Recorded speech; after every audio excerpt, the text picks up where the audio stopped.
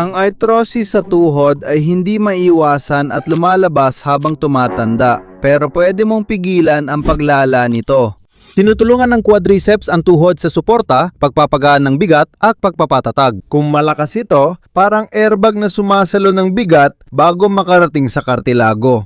Kung hindi ito aktibo, bawat hakbang ay direktang tumatama sa kasukasuan na iniiwan itong walang proteksyon at nagpapabilis ng paglala ng arthrosis. Dahil dito, dalawang tao na may parehong arthrosis sa MRI ay maaaring mamuhay ng lubos na magkaiba. Ang taong may malakas na quadriceps ay makakakilos ng mas kaunti ang sakit. Samantalang ang may mahina o hindi aktibong quadriceps ay mas mahihirapan at mas sasakit sa buong araw. Gusto mo bang malaman kung alin sa dalawang grupong iyon ang kinabibilangan mo? Subukan ang test na ito ngayon. Umupo sa isang upuan, i-cross ang mga braso sa harap ng dibdib at bilangin kung ilang beses kang makakatayo at makakaupo sa 30 segundo nang hindi sumusuporta sa kamay.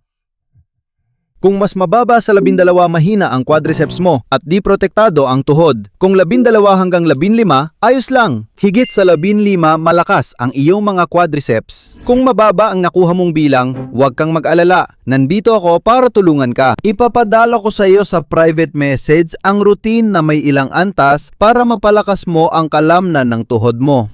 Kung gusto mong makita ito, iswipe mo pa kaliwa at pindutin ang link na makikita sa aking profile.